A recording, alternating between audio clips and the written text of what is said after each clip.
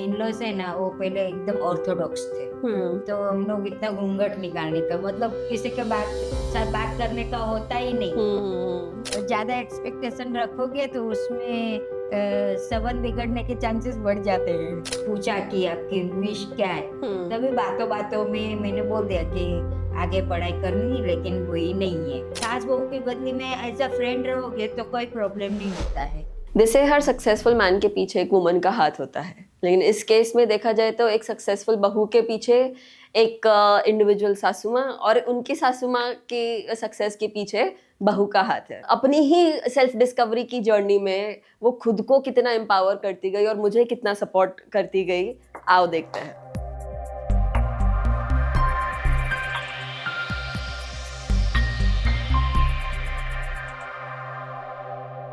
Master talks में एक बार फिर से आपका स्वागत है। पिछले पॉडकास्ट में आपने चिराग के साथ बात की थी आपके एजुकेशन के जर्नी को लेके, आपके फैमिली को लेके। आज मैं आपका इंटरव्यू वापस इसलिए ले रही हूँ बिकॉज देखा जाए तो हम दोनों का जो बॉन्ड है, आपका जो सपोर्ट मुझे मिलता है, इतना कॉमन है नहीं। आपको वो सपोर्ट देने का ये कहाँ से आ रहा है, मतलब what is the magic behind? वो बहुत लोगों को आंसर चाहिए उसका। क्योंकि मेरी सास ने भी मुझे बहुत सपोर्ट किया है काम में। जो मेरे से नहीं होता था वो कर लेती थी। और ये सपोर्ट तो करना ही चाहिए, क्योंकि या तो बाहर का काम होता है या तो घर का काम होता है। दोनों साथ में करने जाए तो फिर काम में इम्बैलेंस होता है। इसीलिए आप बाहर का करते हो, मैं घर का करती हूँ। मैं बोली कोई भी एक काम अच्छा परफेक्ट होना चाहिए, इसलिए मैं बोली आप बाहर करते हो तो आपका काम अच्छा हो, घर पे आके थक जाते हो। तो मैं पूरा दिन घर पे इतना तो कर लूँ, मुझे वो रखता है कि मैं एक काम तो, और मुझे बिना काम के चलता नहीं है, इसलिए मैं बोली मैं कर लूंगी घर का काम। पर आप नहीं थी तो भी मैं करती ही थी घर पे। करेक्ट। तो फिर आप आए बाहर का करते तो मैं क्यों ना करूँ घर का काम। और एक्टिव रहने से हेल्थ भी अच्छी रहती है। करेक्ट। क्या बात है। मेरा भी एक्चुअली एक तरह से जो मैंने शादी हमने जितना सोचा था उससे जल्दी कर ली, उसमें से एक रीजन एक्चुअली यही था, जब आपने शादी के पहले ही मुझे बोल दिया था कि बेटा तू अपना बाहर का देख, अपना करियर देख, जब तक आपके कंधे संभाल सकेंगे आप इस घर को संभालोगे, मुझे वो टेंशन लेने की जरूरत नहीं है। एक तरह से वही सबसे बड़ा मोटिवेशन था। प्यार एक जगह साइड पे होता था, बिकॉज ऑफ कोर्स शादी के बाद जो रिस्पॉन्सिबिलिटीज आती है, जो ड्यूटीज निभानी पड़ती है, उसके दबाव में बहुत बार प्रॉब्लम्स या तो रिलेशनशिप में आता है, या तो बहुत बार मैंने ऐसे भी देखा है कि लेडी खुद दब जाती है बिना कुछ बोले। तो आई एम श्योर आपने भी वो गो थ्रू किया है। मतलब आपने 70 के एज पे आपकी शादी हो गई थी, 19 और 23 के इयर्स पे तो आप माँ भी बन चुके थे। उसके ऑपोजिट अगर आप देखो तो मैं आज 26 की हूँ, तो भी देखा जाए तो फुल फ्लेजेड रिस्पॉन्सिबिलिटी आज सच मैंने उठाई नहीं है। तो वो डिफरेंस के बारे में आपका क्या कहना है? आपको वो कहाँ से ठीक लग रहा है? डिफरेंस मतलब जमाने में चेंज आता है ना। पहले के जमाने में जैसा चल रहा होता है वैसे वो लोग चलते हैं पहले जैसा। और अभी चेंज होना जरूरी है, क्या है कि अपडेट होना जरूरी है। तो जमाने के साथ नहीं चलेंगे तो हम लोग पीछे हो जाएंगे। बिल्कुल। हाँ, और एक दूसरे का सपोर्ट रहेगा ना तो सबको काम आएगा। नहीं तो क्या है, फिर नहीं जमता है तो आप अपने रास्ते में अपने रास्ते। ऐसा है, इसीलिए साथ देना भी जरूरी है। करेक्ट। तो आप अपना अच्छे से कर पाओगे, आगे बढ़ पाओगे। वाह, वेरी गुड। तो अभी देखो मैं जिस तरह से आप मुझे बोल रहे हो कि मैं मेरा काम संभालूं, आप घर का देखोगे, लेकिन उसके भी पहले आपने चलो बोर्ड्स 2020 में दिए, लेकिन पढ़ाई 2018 से शुरू कर दी थी आपने। तो देखा जाए तो 2017 से लास्ट ईयर तक आप कॉन्स्टेंटली पढ़ाई भी कर रहे थे, घर भी संभाल रहे थे। तो ये दोनों साथ में मैनेज करने का करेज कहाँ से आया आपके पास? कि हम लोग पहले से एक्टिव है, बहुत काम किया है हम लोग ने। और मैंने देखा है कि बहुत सी लेडीज फुल टाइम जॉब भी करती है और घर का भी संभालती है। तो हम लोग को किधर जॉब करना है। तो ये क्या है, मेरा शौक था।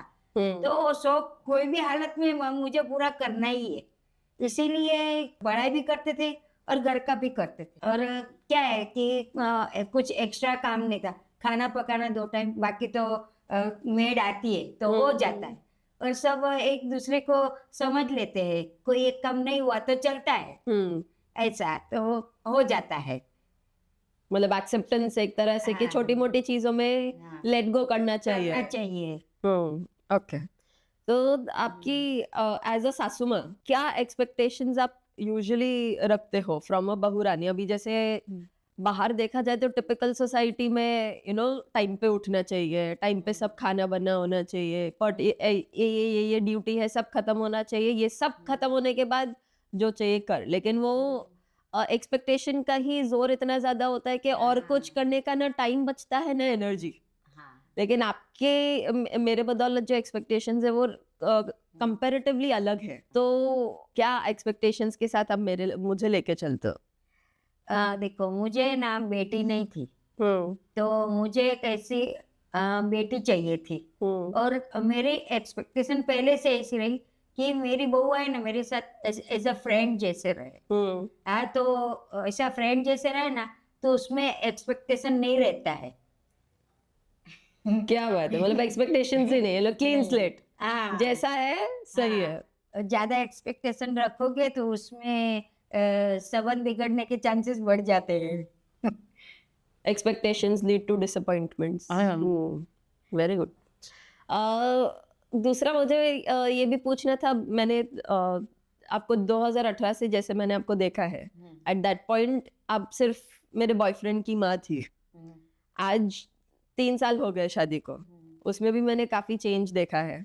आपके छोटी छोटी चीजों में भी माइंडसेट शिफ्ट होते हुए देखा है। फॉर एग्जाम्पल मेरे कपड़ों की चॉइस, एक जमाने में शायद आपको वो थोड़ा अलग लगता हो, लेकिन शादी के बाद मैंने आपको जो पंचायती नेबर्स होते हैं उनके सामने मेरे लिए सपोर्ट लेते हुए भी देखा है।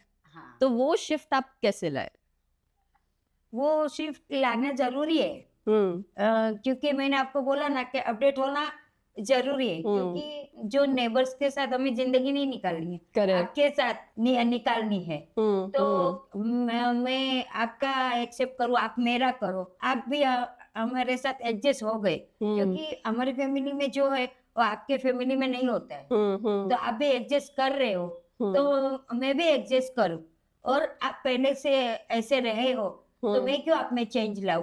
क्योंकि आपने कभी ना ही मुझे ना ही चिराग के पापा को ऐसा बोला है कि आप मैं जैसा बोलती हूँ वैसे कपड़ा पहनो, मैं जैसे बोलती हूँ वैसे रहो। तो अगर हम लोग ना चेंज हुए तो आपको क्यों चेंज करने का? इतनी तो ये होनी ही चाहिए। करेक्ट। कि सबको अपने आप से रहने को मिले। वाह। मुझे पता है जिस तरह से मैं आपको देखती हूँ, बहुत बार मुझे ऐसा भी लगता है क्योंकि आपके बचपन की स्टोरीज मैंने सुनी है, आप जिस बैकग्राउंड से आ रहे हो वो भी सुना है। जैसे आपके मायके में भी आपको देखा जाए तो ऐसा इतना खिलने दिया नहीं, क्योंकि उनको भी ज्यादा पता नहीं था कि उनको मतलब जैसे तौर तरीका बताया गया है वही फॉलो किया गया है। तो एक तरह से मुझे ऐसा लगता है आप मुझे भी ऐसे ट्रीट करो कि आपको जो चीजें ना करनी मिली, आपको उसकी वैल्यू पता है, उसकी इम्पोर्टेंस पता है।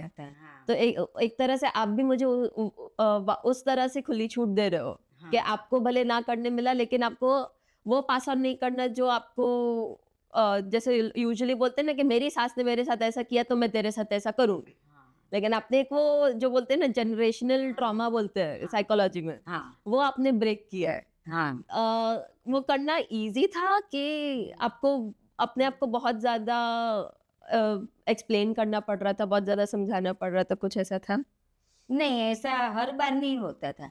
ऐसा कभी कभी ऐसा लगता था, लेकिन हर बार मुझे इजी लगा, क्योंकि वो मैं खुशी से करती थी। इसके लिए मैं आपको सब फ्रीडम देना चाहती थी, और देना भी जरूर है, क्योंकि मैंने ऐसे सब देखा है अभी के जमाने में कि अगर फ्रीडम हो तो वो खुशी खुशी रह सकते। अगर मैं फ्रीडम ना दूं तो आप भी जबरदस्ती रहोगे, मैं भी जबरदस्ती रहूंगी, और वो जबरदस्ती वाला टिकता नहीं है। करेक्ट। और घर पे एनवायरनमेंट भी वो सही नहीं रहेगा, नेगेटिविटी ज्यादा बढ़ जाती है उसमें। इसीलिए क्यों ना खुशी खुशी फ्रीडम दे दे तो अच्छी तरह से सब रह सके। सो जो फ्रीडम की बात कर रहे थे, एक तरह से वो हमारी जैसे सोसाइटी में इतना इजीली आता नहीं है। एक तरह से वो भी उस जोन में जाना भी कंफर्ट जोन के बाहर आना होता है। जब दूसरे लोग हैं जैसे आपने जो जुर्रत की कि नहीं मुझे ये एज में पढ़ना है मतलब पढ़ना है, फिर कोई सपोर्ट करे ना करे, एक तरह से आपका साहस देख के, आपका विलिंगनेस देख के भी फैमिली को ऐसे लगा होगा कि चलो इसको करना ही है, तो सपोर्ट करने के अलावा हमारे पास ऑप्शन भी नहीं है। नहीं। बट दूसरी जगह बहुत सारे लोग इसी चीज में अटक जाते हैं, यार हमें ऐसे सब करना था लेकिन नहीं कर पाए, अलग अलग चीजों का रीजंस देते रहते हैं। तो आप वैसे लोगों को क्या बोलना चाहोगे? अपने कंफर्ट जोन में आप भी रह सकते थे, ये नहीं चुपचाप घर का काम कर ही रहे थे। चिराग और पापा एक तरह से घर चला रहे थे। तो देखा जाए तो एक क्या बोलते हैं, डेस्परेशन नहीं था कि आप भी पढ़ाई करके एक जॉब लो, पैसे कमाओ। आपको बस ये आपका सपना था, विलिंगनेस थी, तो आपने किया है। एंड वो आपके लिए काफी था आपके कंफर्ट से निकलने के लिए।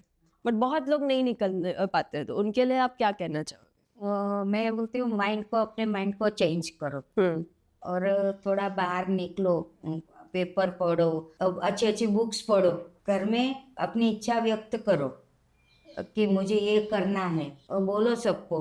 और जो आपकी फ्रेंड उसके बच्चे और आपके कोई कॉलेज के फ्रेंड है, स्कूल के फ्रेंड है, तो उसको उनको बोलो कि आपको सपोर्ट करे कि मुझे पढ़ना है। तो जिससे जो बन पाएगा वो आपके लिए करेगा।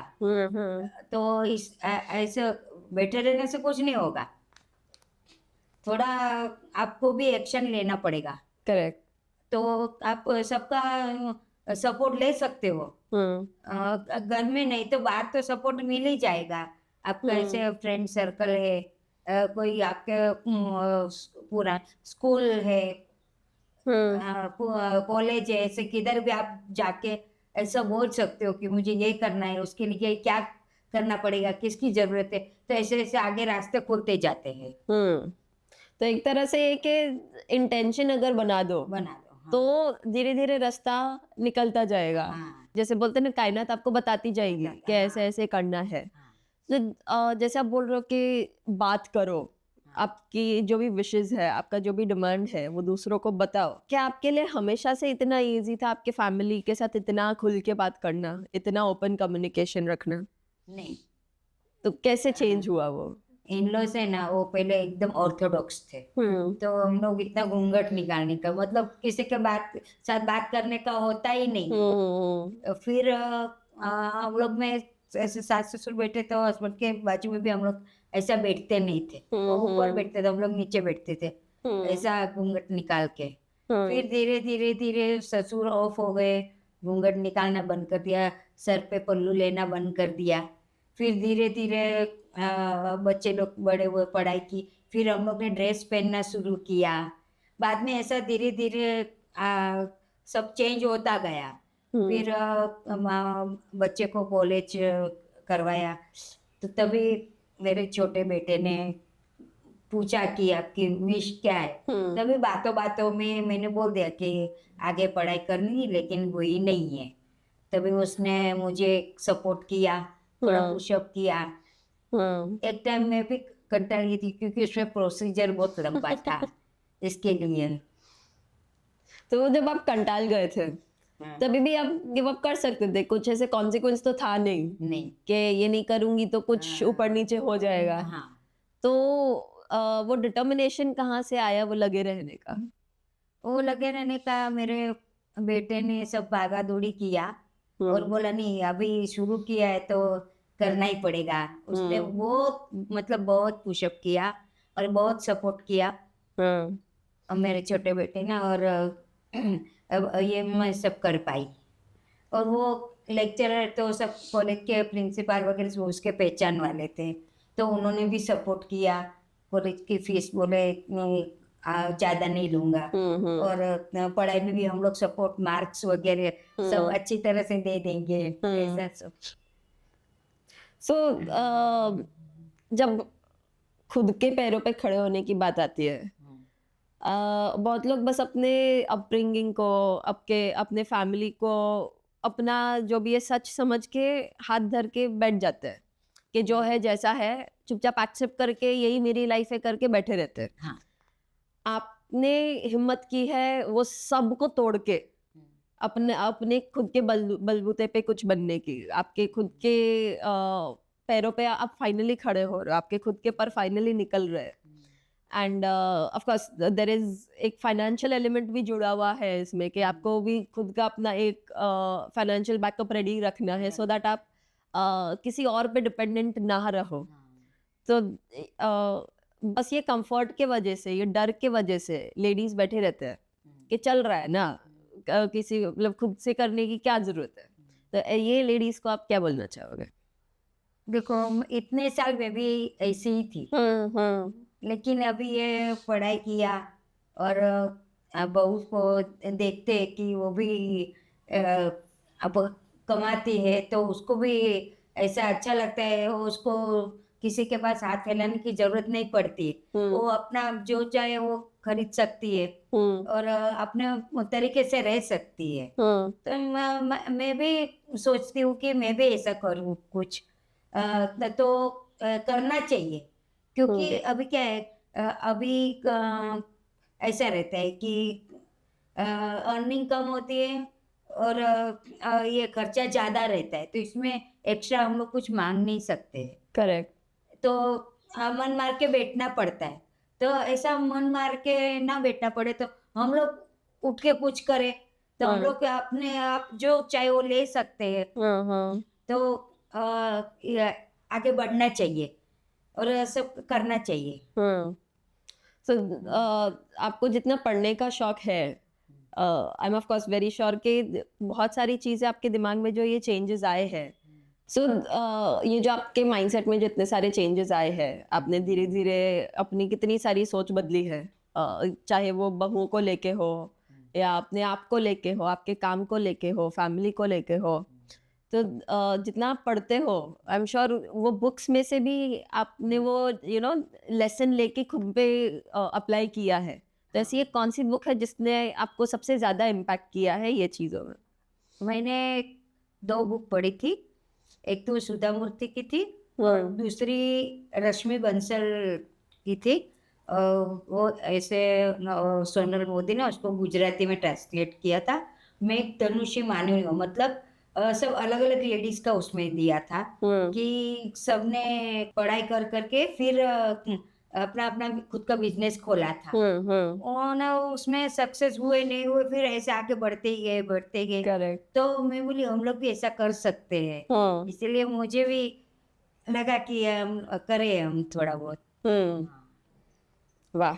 सो अभी आगे जो आपका इंडिविजुअल को लेके जो गोल है कि आपको योगा में ट्रेनिंग करनी है, दूसरों को भी योगा में ट्रेन करना है, जितना हो सके सात्विक और घर का खाना प्रोड्यूस करना है, कैसे काम करने वाले हो आप उस पर? हम लोग पहले से ही होटल में कम खाते थे। जहाँ हमारा फैमिली में भी मेरे मिस्टर है, मेरी मदर इन लॉ है, वो लोग को घर का खाना ज़्यादा प्रेफर करते, होटल का नहीं खाते। और फिर बीच में 2 साल कोरोना के गए, तभी भी सब लोग ने बाहर का खाना छोड़ दिया ज़्यादा। इसीलिए घर का खाना एक तो हेल्थ के लिए अच्छा रहता है और कम बजट में ज़्यादा लोग खा लेते हैं। ऐसा है। करेक्ट। होटल में जाओगे तो आप उतने ही बजट में 2-3 जन ही खा सको, करेक्ट। और वही हेल्थ की कोई और रहती नहीं है कि अच्छा है कि बता जाए कि बासी है, वो आपको कुछ पता नहीं है। लेकिन घर पे आपको पता है कि फ्रेश है सब, और अपने बजट में सब पूरा घर खा लेता है। करेक्ट। योगा में भी क्या है कि सब हेल्थ कॉन्शियस रहे, तो दवाई डॉक्टर के पास कम जाना पड़े। करेक्ट। और अगर घर की लेडीज हेल्दी रहेगी ना, तो घर के सब लोगों को हेल्दी रख पाएगी। Very true. हाँ। Very true. 20 साल पुरानी शादियों के में भी जो सासू माएँ हैं, आपने जो सफर देखा है एज अ बहू एंड एज अ सासू माँ, आप उनको क्या कहना चाहोगे? फॉर एग्जाम्पल आप अगर एज अ बहू बात कर रहे हो तो वो सासू माँ को एज योर सासू माँ क्या क्या ध्यान में रखना चाहिए, एंड एज अ सासू माँ आपने वो सब जो जो अप्लाई किया है उनको कैसे बता पाओगे कि अपनी बहुओं का कैसे ध्यान रखे, या घर का ओवरऑल जैसे आपने रखा है, आपने जिस तरह से सपोर्ट एक्सटेंड किया है, हाँ। जो गैप बहुत लोगों में मिसिंग है, वो उनको फिल करने में क्या रेकमेंड करोगे आप? अगर नई शादी हुई है एज अ सास, तो थोड़ा धीरज रखे, क्योंकि हमारे में कहावत है कि 5 साल बहू के तो फिर 20 साल सास के। मतलब अगर बहू 5 साल ट्रेन हो गई ना, तो फिर उसको देखना नहीं पड़ता है। करेक्ट। इसके लिए उसको 5-10 साल देना ही पड़ता है, और वो सब ध्यान रखना पड़ता है। उसमें एकदम जल्दबाजी नहीं करनी चाहिए कि सब उसके ऊपर नहीं डाल देना चाहिए। थोड़ा वो करे, थोड़ा हम करें, और जबरदस्ती भी नहीं करनी है। जितना करना है उतना करें, बाकी हम लोग देख लेंगे।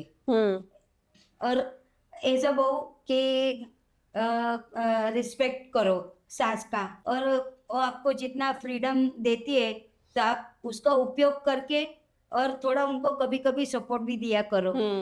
वो भी करो, ऐसा है। और थोड़ा वो आपको सपोर्ट करे, थोड़ा आप उनको सपोर्ट करो। सास बहू के बदले में एज अ फ्रेंड रहोगे तो कोई प्रॉब्लम नहीं होता है। बिल्कुल। चलो, थैंक यू सो मच।